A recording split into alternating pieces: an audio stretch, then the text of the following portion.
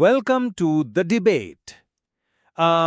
ಒಂದ್ ಕ್ಷಣ ಊಹಿಸ್ಕೊಳ್ಳಿ, ಬೀದಿಯಲ್ಲಿ ನಿಂತು ಕಾರಣವಿಲ್ಲದೆ ಅಳುವ ಅಥವಾ ಒಮ್ಮೆಲೆ ಜೋರಾಗಿ ನಗುವ ಒಬ್ಬ ವ್ಯಕ್ತಿಯನ್ನ ನೋಡಿದ್ರೆ ನಾವೇನಂದ್ಕೊಳ್ತೀವಿ?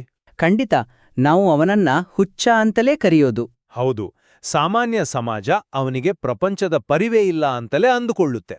ಆತನಿಗೆ ಯಾವುದೇ ಬೌದ್ಧಿಕ ಅರಿವಿಲ್ಲ ಅಂತ ನಾವು ಭಾವಿಸ್ತೀವಿ. ಆದ್ರೆ ಆತನ ಈ ಹುಚ್ಚು ವಾಸ್ತವದಲ್ಲಿ ಮನುಷ್ಯ ಪ್ರಜ್ಞೆಯ ಅತ್ಯುನ್ನತ ಸ್ಥಿತಿಯಾಗಿದ್ರೆ? ಓಹೋ, ಅಂದ್ರೆ ಆತನಿಗೆ ಜಗತ್ತಿನ ಅರಿವಿಲ್ಲದಿರಬಹುದು, ಆದರೆ ಪರಮಾತ್ಮನ ಅರಿವಿನ ಪರಾಕಾಷ್ಠೆಯಲ್ಲಿ ಆತ ಕಳೆದುಹೋಗಿದ್ದರೆ ಅಂತ ನಿಮ್ಮ ವಾದ, ಅಲ್ವಾ? ನಿಖರವಾಗಿ. ಇಂದಿನ ನಮ್ಮ ಚರ್ಚೆಯ ಕೇಂದ್ರಬಿಂದು ಇದೆ. ನಾವು ನಾರದ ಭಕ್ತಿ ಸೂತ್ರದ 6ನೇ ಸೂತ್ರ ಮತ್ತು ಶ್ರೀಮಧ್ವಾಚಾರ್ಯರ ನವಪ್ರಮೇಯ ರತ್ನಮಾಲಾ ಗ್ರಂಥಗಳ ಹಿನ್ನೆಲೆಯಲ್ಲಿ ಈ ವಿಚಾರವನ್ನು ವಿಶ್ಲೇಷಿಸುತ್ತಿದ್ದೇವೆ. ಮತ್ತು ನಮ್ಮ ಮುಂದಿರುವ ಪ್ರಶ್ನೆ ಬಹಳ ಸ್ಪಷ್ಟವಾಗಿದೆ. ಪರಮಪದವನ್ನು ಅಥವಾ ಮೋಕ್ಷವನ್ನು ತಲುಪಲು ನಮ್ಮ ಬೌದ್ಧಿಕ ಪ್ರಜ್ಞೆಯನ್ನೆಲ್ಲ ಕಳೆದುಕೊಂಡು ಸಂಪೂರ್ಣವಾಗಿ ಶರಣಾಗುವ ಅಮಲಾಭಕ್ತಿ ಅಂದ್ರೆ ಪರಿಶುದ್ಧವಾದ ಭಕ್ತಿಯೊಂದೇ ಅಂತಿಮ ಮಾರ್ಗವೇ? ಹೌದು.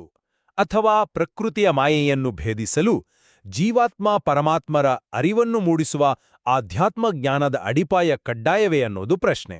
ನೋಡಿ, ನನ್ನ ನಿಲುವು ಬಹಳ ಸ್ಪಷ್ಟ. ಹೇಳಿ.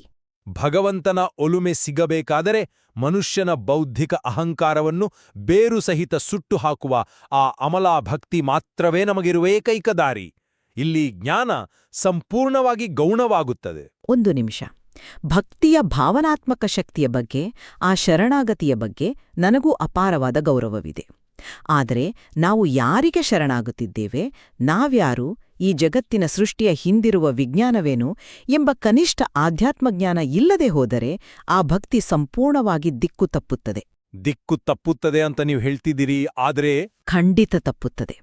ಜ್ಞಾನದ ಭದ್ರ ತಳಹದಿಯಿಲ್ಲದ ಭಕ್ತಿ ಕೇವಲ ತಾತ್ಕಾಲಿಕ ಭಾವೋದ್ರೇಕವಷ್ಟೇ ಹೊರತು ಅದು ಮೋಕ್ಷಕ್ಕೆ ದಾರಿಯಾಗಲಾರದು ಎಂಬುದು ನನ್ನ ಬಲವಾದ ವಾದ.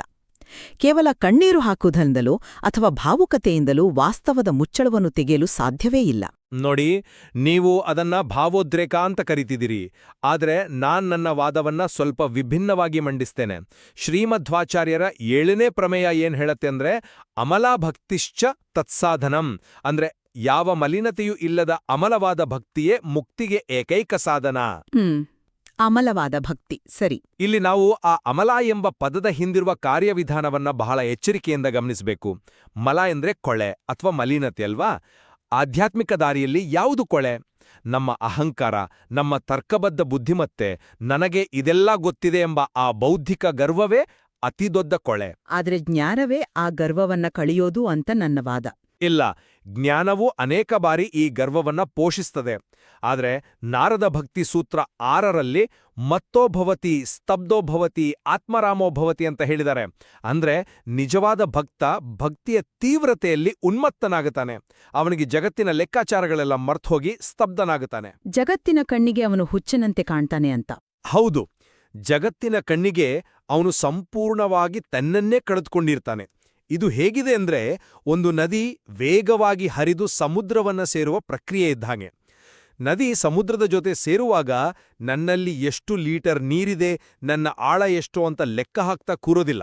ಸುಂದರವಾದ ಹೋಲಿಕೆ. ಅದು ಕೇವಲ ತನ್ನ ಅಸ್ತಿತ್ವವನ್ನ ಕಳೆದುಕೊಂಡು ಪ್ರವಾಹದ ಸೆಳೆತಕ್ಕೆ ಶರಣಾಗ್ತದೆ. ಜ್ಞಾನದ ಲೆಕ್ಕಾಚಾರದ ಹಂಗಿಲ್ಲದ ಈ ಸಂಪೂರ್ಣ ಶರಣಾಗತಿದೆಯಲ್ಲ, ಅದೇ ಅಮಲಾಭಕ್ತಿ. ಇಲ್ಲಿ ಜ್ಞಾನದ ಕೆಲ್ಸವೇನಿದೆ ಹೇಳಿ? ನದಿಯ ಉದಾಹರಣೆ ಕೇಳಲು ಬಹಳ ಸೊಗಸಾಗಿದೆ, ನಾನು ಒಪ್ಪುತ್ತೇನೆ. ಆದ್ರೆ ನಾವು ಸ್ವಲ್ಪ ಪ್ರಾಯೋಗಿಕವಾಗಿ ಯೋಚಿಸೋಣ. ಆ ನದಿ ಸಮುದ್ರವನ್ನೇ ಸೇರ್ತಿದ್ಯೋ ಅಥವಾ ದಾರಿ ತಪ್ಪಿ ಯಾವುದೋ ಮರುಭೂಮಿಯಲ್ಲೂ ಇಂಗಿ ಹೋಗ್ತಿದ್ಯೋ ಅಂತ ತಿಳಿಯಲು ಒಂದು ದಿಕ್ಸೂಚಿ ಬೇಕಲ್ವೇ? ದಿಕ್ಸೂಚಿ? ಹೌದು, ಆ ದಿಕ್ಸೂಚಿಯೇ ಆಧ್ಯಾತ್ಮಜ್ಞಾನ. ನಾರದ ಭಕ್ತಿ ಸೂತ್ರವೇ ಆಗಲಿ, ಮಧ್ವಾಚಾರ್ಯರ ಪ್ರಮೇಯಗಳೇ ಆಗಲಿ ಎಲ್ಲೂ ಜ್ಞಾನವನ್ನ ತಿರಸ್ಕರಿಸಿಲ್ಲ. ಮೂಲ ಪಠ್ಯ ಸ್ಪಷ್ಟವಾಗಿ ಒಂದು ಮರುಪ್ರಶ್ನೆಯನ್ನ ಎತ್ತುತ್ತದೆ. ಆಧ್ಯಾತ್ಮಜ್ಞಾನದಿಂದಲೇ ನೇರವಾಗಿ ಮೋಕ್ಷವನ್ನು ಪಡೆಯಬಹುದಲ್ಲವೇ ಅಂತ. ಆದ್ರೆ ಅದು ಕೇವಲ ಒಂದು ಪ್ರಶ್ನೆ, ಅಂತಿಮ ಉತ್ತರವಲ್ಲ. ಆದರೂ ನೀವು ಮಲಿನತೆಯ ಬಗ್ಗೆ ಮಾತನಾಡಿದಿರಿ ಅಲ್ವಾ? ಅಜ್ಞಾನಕ್ಕಿಂತ ದೊಡ್ಡ ಮಲಿನತೆ ಬೇರೊಂದಿಲ್ಲ.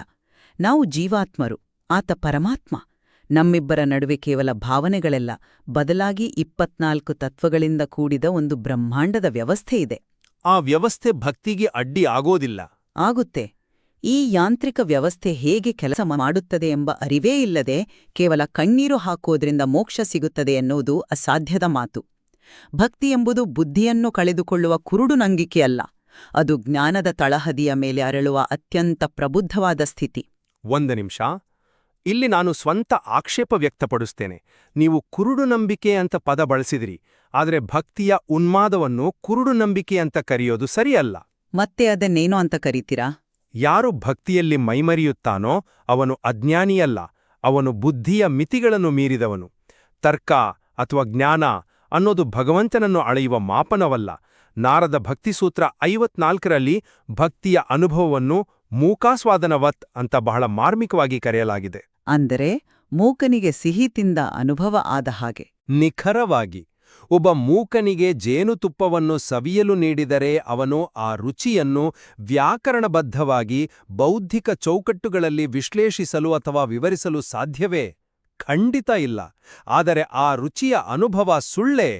ಖಂಡಿತ ಸುಳ್ಳಲ್ಲ. ಆತನಿಗೆ ಆ ಅನುಭವ ಮಾತ್ರ ಸತ್ಯ. ಬುದ್ಧಿ ಅಥವಾ ಜ್ಞಾನ ಯಾವಾಗಲೂ ಎಲ್ಲವನ್ನು ವಿಭಜಿಸಿ ನೋಡುತ್ತದೆ. ಆದರೆ ಭಕ್ತಿ ಭಗವಂತನನ್ನು ಸಮಗ್ರವಾಗಿ ಅನುಭವಿಸುತ್ತದೆ. ದಯವಿಟ್ಟು ಕ್ಷಮಿಸಿ, ನಾನು ನಿಮ್ಮ ಮಾತಿಗೆ ತಡೆ ಒಡ್ಡುತ್ತಿದ್ದೇನೆ. ಅನುಭವದ ಬಗ್ಗೆ ನೀವು ಹೇಳಿದ್ದು ಅದ್ಭುತವಾಗಿದೆ. ಆದರೆ ಬುದ್ಧಿಯನ್ನು ಮೀರುವ ಮುನ್ನ ಬುದ್ಧಿ ಬೆಳೆದಿರಬೇಕಲ್ಲವೇ? ಅಂದ್ರೆ ಆ ಸಿಹಿಯನ್ನು ಸವಿಯುವ ಮುನ್ನ ಅದು ಸಿಹಿಯೋ ಅಥವಾ ವಿಷವೋ ಎಂದು ಅರಿಯುವ ಜ್ಞಾನ ಬೇಡವೇ? ನಮ್ಮ ಸನಾತನ ಪರಂಪರೆಯಲ್ಲಿ ಬದುಕಿನ 4 ಆಶ್ರಮಗಳನ್ನು ಏಕೆ ವಿನ್ಯಾಸ ಮಾಡಿದ್ದಾರೆ ಎಂಬುದನ್ನು ಒಮ್ಮೆ ಸೂಕ್ಷ್ಮವಾಗಿ ಗಮನಿಸಿ. ಬ್ರಹ್ಮಚರ್ಯ, ಗೃಹಸ್ಥ. ಹೌದು, ಬ್ರಹ್ಮಚರ್ಯದಲ್ಲಿ ಕಠಿಣ ಶಿಸ್ತು ಮತ್ತು ಕಲಿಕೆ, ಗೃಹಸ್ಥದಲ್ಲಿ ಧರ್ಮಯುಕ್ತ ಕರ್ಮ ಮತ್ತು ವಾನಪ್ರಸ್ಥದಲ್ಲಿ ಆಳವಾದ ಜ್ಞಾನಾರ್ಜನೆ. ಇವೆಲ್ಲ ಪ್ರಕ್ರಿಯೆಗಳು ಮುಗಿನ ಮೇಲಷ್ಟೇ ಸನ್ಯಾಸ ಅಥವಾ ಸಂಪೂರ್ಣ ವೈರಾಗ್ಯ ಬರುವುದು. ಅದೆಲ್ಲ ಸಾಮಾನ್ಯ ಜೀವನದ ಹಂತಗಳು ಮಾತ್ರ. ಅಲ್ಲ, ನೀವು ಹೇಳುವ ಆ ಭಕ್ತಿಯ ಹುಚ್ಚು ಇದೆಯಲ್ಲ, ಅದು ಏಕಾಏಕಿ ಆಕಾಶದಿಂದ ಬೀಳುವ ಪವಾಡವಲ್ಲ. ಜ್ಞಾನದ ಈ ಶಿಸ್ತಿನ ಮಜಲುಗಳನ್ನು ದಾಟದೇ ನನಗೆ ಯಾವ ಜ್ಞಾನವೂ ಬೇಡ, ನಾನು ನೇರವಾಗಿ ಕೇವಲ ಭಕ್ತಿಯಿಂದಲೇ ದೇವರನ್ನು ಒಲಿಸಿಕೊಳ್ಳುತ್ತೇನೆ ಎಂದರೆ ಅದು ಕೇವಲ ಒಂದು ಮಾನಸಿಕ ಭ್ರಮೆಯಾಗುವ ಸಾಧ್ಯತೆಯೇ ಹೆಚ್ಚು. ನಿಮ್ಮ ಈ ವಾದ ಬಹಳ ಆಸಕ್ತಿದಾಯಕವಾಗಿದೆ. ಆದರೆ ಈ 4 ಆಶ್ರಮಗಳ ಶಿಸ್ತು ಸಾಮಾನ್ಯ ಲೌಕಿಕ ಸಮಾಜಕ್ಕೆ ಇರಬಹುದು. ಒಮ್ಮೆ ಅಮಲಾಭಕ್ತಿ ಅಂತರಂಗದಲ್ಲಿ ಸ್ಫೋಟಗೊಂಡ ಕ್ಷಣ ಈ ಎಲ್ಲಾ ತಾರ್ಕಿಕ ಚೌಕಟ್ಟುಗಳು ತಾವಾಗಿಯೇ ಕಳಚಿಬೀಳುತ್ತವೆ. ಭಕ್ತಿಗ ವಯಸ್ಸಿನ, ಆಶ್ರಮದ ಮಿತಿಗಳೇ ಇಲ್ಲ. ನಾನು ಅದನ್ನು ಅಲ್ಲಗಳೆಯುತ್ತಿಲ್ಲ. ಆದರೆ ಇಲ್ಲಿ ಮೂಲ ಗ್ರಂಥದಲ್ಲಿ ಬರುವ ಅತ್ಯಂತ ಸೂಕ್ಷ್ಮವಾದ ಮತ್ತು ಪ್ರಮುಖವಾದ ಮುಚ್ಚಳದ ಅಂದರೆ ವೇಲ್ ಆಫ್ ಪ್ರಕೃತಿ, ಆ ರೂಪಕವನ್ನು ನಾವು ವಿಶ್ಲೇಷಿಸಲೇಬೇಕು. ಇದು ಬಹಳ ಮುಖ್ಯವಾದದ್ದು. ಹೌದು, ಆ ಪಠ್ಯದಲ್ಲಿ ಆ ಮುಚ್ಚಳದ ಉಲ್ಲೇಖವಿದೆ. ದೀಪದ ಬೆಳಕನ್ನು ಒಂದು ಡಬ್ಬಿ ಮುಚ್ಚುವಂತೆ ಜೀವಾತ್ಮನನ್ನು ಪ್ರಕೃತಿಯು ಒಂದು ದಪ್ಪನೆಯ ಮುಚ್ಚಳದಂತೆ ಆವರಿಸಿದೆ. ಈ ಮುಚ್ಚಳ ಕೇವಲ ಒಂದು ಕಾಲ್ಪನಿಕ ಪದವಲ್ಲ. ಸತ್ವ, ರಜ ಮತ್ತು ತಮೋಗುಣಗಳಿಂದ ಹಿಡಿದು ಅಹಂಕಾರ, ಮಹತ್ತತ್ವ, ಪಂಚಭೂತಗಳು ಸೇರಿದಂತೆ ಒಟ್ಟು 24 ತತ್ವಗಳಿಂದಾದ ಭೌತಿಕ ಮತ್ತು ಮಾನಸಿಕ ಜಾಲವಿದು. ಸರಿ, ಆದರೆ ಈ ಜಾಲವನ್ನು ಮುರಿಯುವುದು ಹೇಗೆ? ಇದು ಹೇಗೆ ಕೆಲಸ ಮಾಡುತ್ತದೆ ಗೊತ್ತೇ? ನಮ್ಮ ಕಣ್ಣಿಗೆ ಕಾಣುವ ಜಗತ್ತೇ ಸತ್ಯ, ನಮ್ಮ ದೇಹವೇ ನಾವು, ನಾನೇ ಎಲ್ಲವನ್ನೂ ಮಾಡುತ್ತಿದ್ದೇನೆ ಎಂಬ ಭ್ರಮೆಯನ್ನು ಈ ತತ್ವಗಳು ನಿರಂತರವಾಗಿ ಸೃಷ್ಟಿಸುತ್ತವೆ. ನೀವು ಕೇವಲ ಭಾವೋದ್ರೇಕದಿಂದ ಕುಣಿದರೆ ಈ ಮುಚ್ಚಳ ಒಡೆದು ಹೋಗುವುದಿಲ್ಲ. ಆದ್ರೆ ಭಕ್ತಿಯ ಶಕ್ತಿಯನ್ನು ನೀವು ಕಡಿಮೆ ಅಂದಾಜು ಮಾಡ್ತಿದ್ದೀರಿ. ಇಲ್ಲ, ನನ್ನ ದೇಹ ನಾನಲ್ಲ, ನನ್ನ ಮನಸ್ಸು, ನನ್ನ ಅಹಂಕಾರ ನಾನಲ್ಲ, ಇವೆಲ್ಲ ಕೇವಲ ಪ್ರಕೃತಿಯ ಯಾಂತ್ರಿಕ ಭಾಗಗಳು ಎಂಬ ಬೌದ್ಧಿಕ ವಿಶ್ಲೇಷಣೆ ಅಂದ್ರೆ ಆಧ್ಯಾತ್ಮಜ್ಞಾನದ ಚೂಪಾದ ಕತ್ತಿಯಿಲ್ಲದೆ ಈ ಮುಚ್ಚಳವನ್ನು ಹೇಗೆ ಕತ್ತರಿಸುತ್ತೀರಿ? ಮುಚ್ಚಳದ ಅರಿವೇ ಇಲ್ಲದವನು, ತಾನು ಬಂದಿಯಾಗಿದ್ದೇನೆ ಎಂಬ ಜ್ಞಾನವೇ ಇಲ್ಲದವನು ಅದರಿಂದ ಹೇಗೆ ಹೊರಬರಲು ಸಾಧ್ಯ? ಆಹಾ, ಎಂತಹ ಅದ್ಭುತವಾದ ಪ್ರಶ್ನೆ. ಆದರೆ ನೀವು ಮಂಡಿಸುತ್ತಿರುವ ಈ ಜ್ಞಾನದ ಪ್ರಕ್ರಿಯೆ ಇದೆಯಲ್ಲ, ಅದು ಅಂತಿಮವಲ್ಲ ಎಂಬುದು ನನ್ನ ವಾದ. ಮುಚ್ಚಳದ ರೂಪಕವನ್ನು ನಾನೂ ಒಪ್ಪುತ್ತೇನೆ. ಆದರೆ ಮೂಲ ಪಠ್ಯವೇ ನಿಮ್ಮ ವಾದಕ್ಕೊಂದು ಅತ್ಯದ್ಭುತವಾದ ಕೌಂಟರ್ ಕೊಡುತ್ತದೆ. ಏನ್ ಹೇಳುತ್ತೆ? ಪಠ್ಯ ಹೇಳುತ್ತದೆ, ಜ್ಞಾನದಿಂದಲೇ ಮೋಕ್ಷ ದೊರೆಯುವುದಾದರೆ ಈ ಜಗತ್ತಿನಲ್ಲಿ ಜೀವನ್ಮುಕ್ತರೇ ಇರಬಾರದು ಅಂತ. ಇದರ ಹಿಂದೆ ಇರುವ ತರ್ಕವನ್ನು ಅರ್ಥಮಾಡಿಕೊಳ್ಳಿ. ಕೇವಲ ಜ್ಞಾನ ಅಂದರೆ ಈ 24 ತತ್ವಗಳ ಬಗ್ಗೆ ಬೌದ್ಧಿಕವಾಗಿ ಅಧ್ಯಯನ ಮಾಡಿದ ಮಾತ್ರಕ್ಕೆ ಯಾರಿಗೂ ಆ ಮುಚ್ಚಳವನ್ನು ಒಡೆಯಲು ಸಾಧ್ಯವಿಲ್ಲ. ಅಂದ್ರೆ ಜ್ಞಾನ ಸಾಲದು ಅಂತೀರಾ? ಯಾಕೆ ಗೊತ್ತಾ? ಏಕೆಂದ್ರೆ ಆ ಮುಚ್ಚಳವನ್ನು ಒಳಗಿನಿಂದ ಅಂದರೆ ನಮ್ಮ ಸ್ವಂತ ಶಕ್ತಿಯಿಂದ ನಾವು ಒಡೆಯಲು ಸಾಧ್ಯವೇ ಇಲ್ಲ. ಜೀವಾತ್ಮ ಸ್ವತಂತ್ರನಲ್ಲ. ಆ ಮುಚ್ಚಳವನ್ನು ಹೊರಗಿನಿಂದ ಪರಮಾತ್ಮನೇ ತನ್ನ ಕೈಯಾರೆ ತೆಗೆಯಬೇಕು. ಇದನ್ನೇ ನಾವು ಅನುಗ್ರಹ ಎನ್ನುವುದು. ಅನುಗ್ರಹ ಬಹಳ ಮುಖ್ಯ. ಅದನ್ನು ನಾನು ಒಪ್ಪುತ್ತೇನೆ. ಆ ಅನುಗ್ರಹ ಯಾವಾಗ ಸಿಗ್ತದೆ? ನೀವು 24 ತತ್ವಗಳನ್ನು ಕುಳಿತು ಪಟ್ಟಿ ಮಾಡಿದಾಗಲ್ಲ. ಬದಲಾಗಿ ನೀವು ಸಂಪೂರ್ಣವಾಗಿ ಅಸಹಾಯಕರಾಗಿ ನಿಮ್ಮ ಬುದ್ಧಿಯ ಮಿತಿಯನ್ನು ಅರಿತು ನನ್ನ ಜ್ಞಾನದಿಂದ ಏನೂ ಸಾಧ್ಯವಿಲ್ಲ, ನನ್ನನ್ನು ಕಾಪಾಡುವಂತ ಅಹಂಕಾರ ಶೂನ್ಯರಾಗಿ ಶರಣಾಗುತ್ತೀರಲ್ಲ, ಆ ಅಮಲಭಕ್ತಿಗೆ ಮಾತ್ರ ಆ ಮುಚ್ಚಳವನ್ನು ತೆಗೆಯುವಂತೆ ಪರಮಾತ್ಮನನ್ನು ಪ್ರೇರೇಪಿಸುವ ಶಕ್ತಿಯಿದೆ. ಸರಿ. ಜ್ಞಾನದಿಂದ ಕೇವಲ ಮುಚ್ಚಳ ಇದೆ ಅಂತ ನಾವು ತಿಳಿದುಕೊಳ್ಳಬಹುದೇನು? ಆದರೆ ವಾಸ್ತವವಾಗಿ ಆ ಮುಚ್ಚಳವನ್ನು ತೆಗೆಸುವುದು ಭಗವಂತನ ಒಲುಮೆ ಮಾತ್ರ. ನಿಮ್ಮ ಪಾಯಿಂಟ್ ಬಹಳ ಚೆನ್ನಾಗಿದೆ. ಭಗವಂತನ ಅನುಗ್ರಹ ಬೇಕು ಅನ್ನೋದನ್ನು ನಾನು ಎಲ್ಲಿಯೂ ಅಲ್ಲಗಳೆಯುತ್ತಿಲ್ಲ. ಅನುಗ್ರಹವೇ ಅಂತಿಮ. ಆದರೆ ಜ್ಞಾನವಿಲ್ಲದೆ ನೀವು ಮಾಡುವ ಆ ಭಕ್ತಿ ಇದೆಯಲ್ಲ, ಅದು ಬಹಳ ಸುಲಭವಾಗಿ ಮಲಿನವಾಗುತ್ತದೆ. ಮಲಿನ? ಅಮಲಾಭಕ್ತಿ ಮಲಿನ ಆಗಲು ಸಾಧ್ಯವೇ ಇಲ್ಲ. ನಾನು ಹೇಳ್ತಿರೋದು ಪಠ್ಯದಲ್ಲಿ ವಿವರಿಸಲಾದ ಯಥಾರ್ಥ ಭಕ್ತಿ ಅಂದರೆ ಸತ್ಯಭಕ್ತಿ ಮತ್ತು ದರ್ಶನ ಭಕ್ತಿ ಅಂದರೆ ಕೇವಲ ತೋರಿಕೆಯ ಭಕ್ತಿಯ ನಡುವಿನ ವ್ಯತ್ಯಾಸದ ಬಗ್ಗೆ. ನಾವದನ್ನ ನೋಡಲೇಬೇಕು. ಜ್ಞಾನ ಈ ಎರಡು ಭಕ್ತಿಗಳ ನಡುವೆ ಹೇಗೆ ಕೆಲಸ ಮಾಡುತ್ತದೆ ಅಂತ ವಿವರಿಸ್ತೇನೆ. ಖಂಡಿತ, ವಿವರಿಸಿ. ಒಬ್ಬ ವ್ಯಕ್ತಿಗೆ ತತ್ವಜ್ಞಾನವಿಲ್ಲದಿದ್ರೆ ಏನಾಗುತ್ತದೆ? ಆತನ ಭಕ್ತಿಗೆ ಲೌಕಿಕ ಕಾಮ, ಕ್ರೋಧ ಅಥವಾ ಮೋಹಗಳು ಅಂಟಿಕೊಳ್ಳುತ್ತವೆ. ಅವನು ದೇವರ ಬಳಿ ಹೋಗಿ, ನನ್ನ ಈ ಕಷ್ಟ ಪರಿಹರಿಸು, ನನ್ನ ಶತ್ರುಗಳನ್ನು ನಾಶ ಮಾಡು, ನನಗೆ ಸಂಪತ್ತು ಕೊಡು ಅಂತ ಕೇಳುತ್ತಾನೆ. ಯಾಕೆಂದ್ರೆ ಆತನಿಗೆ ಪ್ರಕೃತಿಯ ಗುಣಗಳ ಹಂಗು ಬಿಟ್ಟಿರೋದಿಲ್ಲ. ಅದು ಸಾಮಾನ್ಯರ ಭಕ್ತಿ. ಅದೇ, ಇದು ದರ್ಶನ ಭಕ್ತಿ ಅಥವಾ ತೋರಿಕೆಯ ಭಕ್ತಿ. ಆದರೆ ಜ್ಞಾನವಿದ್ದವನು ಮಾತ್ರ ಭಗವಂತನು ಸರ್ವತಂತ್ರ ಸ್ವತಂತ್ರ, ನಾನು ಕೇವಲ ನಿಮಿತ್ತ ಮಾತ್ರ, ಈ ಜಗತ್ತು ಕ್ಷಣಿಕ ಎಂಬುದನ್ನು ಅರಿತು ನಿಷ್ಕಾಮ ಭಕ್ತಿಯನ್ನು ಮಾಡುತ್ತಾನೆ. ಬುದ್ಧಿ ಅಥವಾ ಜ್ಞಾನವಿಲ್ಲದಿದ್ದರೆ ನಮ್ಮ ಭಕ್ತಿಯೇ ನಮಗೆ ಅಹಂಕಾರವನ್ನು ತರಿಸುವ ದೊಡ್ಡ ಅಪಾಯವಿದೆ. ಭಕ್ತಿಯಿಂದ ಅಹಂಕಾರ ಬರುವುದಾ? ಹೌದು. ನೋಡು, ನಾನೇ ಪ್ರಪಂಚದ ಅತಿದೊಡ್ಡ ಭಕ್ತ ಎಂಬ ಗರ್ವ. ಈ ಆಧ್ಯಾತ್ಮಿಕ ಗರ್ವವನ್ನು ಸುಡಲು ಆಧ್ಯಾತ್ಮಿಕ ಜ್ಞಾನದ ಸ್ಪಷ್ಟತೆ ಬೇಕೇ ಬೇಕು. ಜ್ಞಾನವೂ ಭಕ್ತಿಯೂ ದಾರಿ ತಪ್ಪದಂತೆ ಕಾವಲುಗಾರನಾಗಿ ಕೆಲಸ ಮಾಡುತ್ತದೆ. ನೀವು ಹೇಳುವ ಈ ಕಾವಲುಗಾರನ ಪರಿಕಲ್ಪನೆ ತಾರ್ಕಿಕವಾಗಿ ಸರಿಯನಿಸಬಹುದು. ಆದರೆ ನಾವು ವಾಸ್ತವದ ಉದಾಹರಣೆಗಳನ್ನು ನೋಡೋಣ. ಯಥಾರ್ಥ ಭಕ್ತಿಯ ಸ್ವರೂಪವನ್ನು ಪಠ್ಯವು ನವವಿಧ ಭಕ್ತಿಗಳ ಮೂಲಕ ವಿವರಿಸಿದೆ. ಶ್ರವಣ, ಕೀರ್ತನ, ಸ್ಮರಣ. ಹೌದು. ಪಾದಸೇವನ, ಅರ್ಚನ, ವಂದನ, ದಾಸ್ಯ, ಸಖ್ಯ ಮತ್ತು ಆತ್ಮನಿವೇದನ, ಈ 9 ಪ್ರಕಾರಗಳನ್ನು ಸೂಕ್ಷ್ಮವಾಗಿ ಗಮನಿಸಿ. ಇವುಗಳಲ್ಲಿ ಯಾವುದಾದ್ರೂ ಬೌದ್ಧಿಕ ವಿಶ್ಲೇಷಣೆಯನ್ನು ಬೇಡುತ್ತಿದೆಯಾ? ಇಲ್ಲ. ಇವೆಲ್ಲವೂ ಸಂಪೂರ್ಣವಾಗಿ ಭಗವಂತನಿಗೆ ತನ್ನನ್ನು ತಾನು ಅರ್ಪಿಸಿಕೊಳ್ಳುವ ಕ್ರಿಯೆಗಳು. ಆದ್ರೆ ಅದಕ್ಕೂ ಒಂದು ಅರಿವು ಬೇಕು. ಉದಾಹರಣೆಗೆ ಹನುಮಂತನನ್ನ ತೆಗೆದುಕೊಳ್ಳಿ.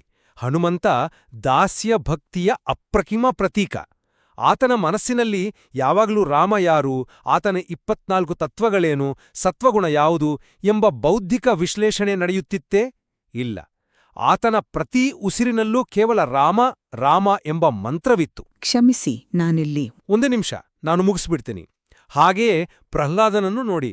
ಕಂಬದಲ್ಲಿ ದೇವರಿದಾನೆ ಅಂತ ಆ ಪುಟ್ಟ ಬಾಲಕ ಎದೆತಟ್ಟಿ ಹೇಳಿದ್ದು ಯಾವ ಉಪನಿಷತ್ತಿನ ಜ್ಞಾನದ ಆಧಾರದ ಮೇಲಲ್ಲ, ಬದಲಾಗಿ ಆತನ ಕಳಂಕರಹಿತ, ಮಿತಿಗಳಿಲ್ಲದ ಅಮಲ ಭಕ್ತಿಯ ಆಧಾರದ ಮೇಲೆ. ಜ್ಞಾನವು ಭಕ್ತಿಯನ್ನು, ಭಗವಂತನನ್ನು ಪ್ರಶ್ನಿಸುತ್ತಲೇ ಇರುತ್ತದೆ. ಆದರೆ ಅಮಲ ಭಕ್ತಿ ಯಾವತ್ತೂ ಪ್ರಶ್ನಿಸುವುದಿಲ್ಲ. ಸ್ಥಿತ್ವ ಮತ್ತು ಜೀವಾತ್ಮನಾಗಿ ತನ್ನ ಮಿತಿಗಳ ಬಗ್ಗೆ ಸಂಪೂರ್ಣ ಅಖಂಡ ಜ್ಞಾನವಿತ್ತು. ಆ ಅಸಾಧಾರಣ ಜ್ಞಾನದ ಬಂಡೆಯ ಮೇಲೆಯೇ ಆತನ ದಾಸ್ಯಭಕ್ತಿ ಭದ್ರವಾಗಿ ನಿಂತಿತ್ತು. ಜ್ಞಾನ ಇತ್ತು ನಿಜ, ಆದರೆ ಭಕ್ತಿಯ ಕ್ಷಣದಲ್ಲಿ ಆತನಿಗೆ ಜ್ಞಾನದ ಲೆಕ್ಕಾಚಾರ ಇರಲಿಲ್ಲ. ಅದೇ ರೀತಿ ಕಂಬದಲ್ಲಿ ದೇವರಿದ್ದಾನೆ ಎಂದು ಪ್ರಹ್ಲಾದನಿಗೆ ದೃಢವಾದ ನಂಬಿಕೆ ಇರಲು ಕಾರಣವೇ ಆತನಿಗೆ ಪರಮಾತ್ಮನ ಸರ್ವಾಂತರ್ಯಾಮಿತ್ವದ ಅರಿವು ಮೊದಲೇ ಇತ್ತು. ಅರಿವಿಲ್ಲದ ಭಕ್ತಿಯೆನ್ನುವುದು ಕೇವಲ ಜ್ವರ ಬಂದಾಗ ಬರುವ ಭ್ರಮೆಯಂತೆ ಆಗಬಾರದು.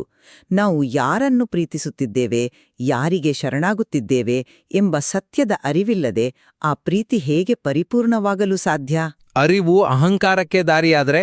ನೀವು ಜ್ಞಾನವನ್ನು ಕೇವಲ ಅಹಂಕಾರ ಅಂತ ಮಾತ್ರ ನೋಡುತ್ತಿದ್ದೀರಿ. ಆದರೆ ವಾಸ್ತವದಲ್ಲಿ ತಾತ್ವಿಕ ಅಜ್ಞಾನದಿಂದ ಹುಟ್ಟುವ ಅಹಂಕಾರವನ್ನು ಬೇರುಸಹಿತ ಕಿತ್ತುಹಾಕುವ ಅಸ್ತ್ರವೇ ಜ್ಞಾನ. ಜ್ಞಾನವಿಲ್ಲದೆ ನಾವು ತೋರಿಕೆಯ ಭಕ್ತಿಯನ್ನೇ ಸತ್ಯವೆಂದು ಭ್ರಮಿಸಿ ಕಳೆದುಹೋಗ್ತೇವೆ. ನಿಜವಾದ ಜ್ಞಾನ ಅಹಂಕಾರವನ್ನು ಕಿತ್ತು ಹಾಕುತ್ತದೆ ಎನ್ನುವುದು ಬಹಳ ಸೂಕ್ಷ್ಮವಾದ ಮಾತು. ನಾನಿದನ್ನು ಅಲ್ಲಗಳೆಯುವುದಿಲ್ಲ. ಇಂದಿನ ನಮ್ಮ ಈ ಸುದೀರ್ಘ ಚರ್ಚೆಯ ಸಾರಾಂಶವನ್ನು ಕ್ರೋಢೀಕರಿಸುವುದಾದರೆ, ತಾತ್ವಿಕ ಜ್ಞಾನವು ನಮಗೆ ದಾರಿಯನ್ನು ತೋರಿಸುವ ದೀಪವಾಗಿರಬಹುದು ಎಂಬುದನ್ನು ನಾನು ಒಪ್ಪಿಕೊಳ್ಳುತ್ತೇನೆ. ಸರಿ. ಆದರೆ ಕೇವಲ ದಾರಿಯನ್ನು ನೋಡುತ್ತಾ ನಿಂತರೆ ಗಮ್ಯಸ್ಥಾನ ತಲುಪಲು ಸಾಧ್ಯವಿಲ್ಲ. ಆ ದಾರಿಯಲ್ಲಿ ಸಾಗಿ ತನ್ನ ಸಕಲ ಲೌಕಿಕ ಬಂಧನಗಳನ್ನು, ಅಹಂಕಾರವನ್ನು ತ್ಯಜಿಸಿ ಭಗವಂತನ ಅಸ್ತಿತ್ವದಲ್ಲಿ ತನ್ನನ್ನು ತಾನು ಕಳೆದುಕೊಳ್ಳುವ ಆ ಉನ್ಮತ್ತ ಸ್ಥಿತಿಯಿದೆಯಲ್ಲ, ಅದೇ ಅಮಲಾ ಭಕ್ತಿ. ಖಂಡಿತ. ತನ್ನನ್ನು ತಾನು ಸಂಪೂರ್ಣವಾಗಿ ಮರೆತು ಅಂತರಂಗದ ಪರಮಾನಂದದ ಕಡಲಿಗೆ ಧುಮುಕುವುದೇ ಅಂತಿಮ ಸತ್ಯ ಎಂಬುದು ನನ್ನ ಬಲವಾದ ನಂಬಿಕೆ.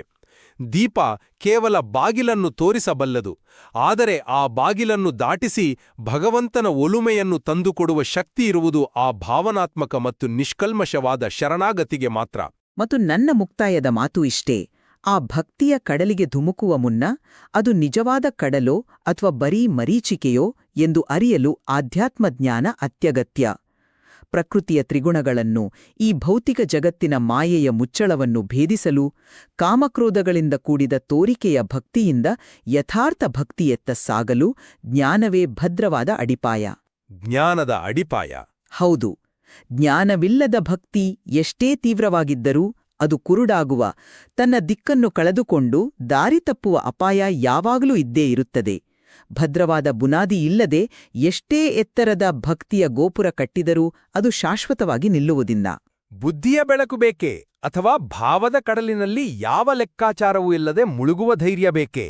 ಜ್ಞಾನವು ಭಕ್ತಿಯನ್ನು ರಕ್ಷಿಸುತ್ತದೆಯೋ, ಅಥವಾ ಭಕ್ತಿಯು ಜ್ಞಾನದ ಎಲ್ಲಾ ಎಲ್ಲೆಗಳನ್ನು ಮೀರಿ ನಿಲ್ಲುತ್ತದೆಯೋ?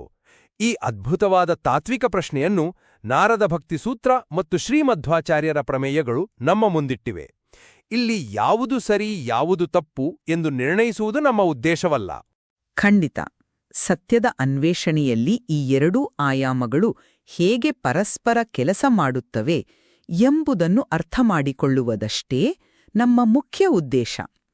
ಈ ಗಹನವಾದ ವಿಚಾರಗಳ ಬಗ್ಗೆ ಮತ್ತಷ್ಟು ಆಳವಾಗಿ ಅಧ್ಯಯನ ಮಾಡಲು, ಮೂಲ ಪಠ್ಯಗಳತ್ತ ಮರಳಲು ನಮ್ಮ ಇಂದಿನ ಚರ್ಚೆ ನಿಮಗೆ ಪ್ರೇರಣೆ ನೀಡಿದೆ ಎಂದು ಭಾವಿಸುತ್ತೇನೆ. ನಾವು ಜ್ಞಾನದ ಕತ್ತಿಯನ್ನು ಹಿಡಿದು ಪ್ರಕೃತಿಯ ಮುಚ್ಚಳವನ್ನು ಕತ್ತರಿಸಲು ಪ್ರಯತ್ನಿಸುತ್ತೇವೆಯೋ, ಅಥವಾ ಶುದ್ಧ ಭಕ್ತಿಯಿಂದ ಕರಗಿ ಆ ಮುಚ್ಚಳವನ್ನು ಭಗವಂತನೇ ತೆಗೆಯುವಂತೆ ಮಾಡುತ್ತೇವೆಯೋ, ಈ ಸುಂದರವಾದ ಪ್ರಶ್ನೆಯನ್ನು ನಿಮ್ಮ ವಿವೇಚನೆಗೇ ಬಿಡುತ್ತಿದ್ದೇವೆ. ಮತ್ತೊಮ್ಮೆ ಭೇಟಿಯಾಗೋಣ.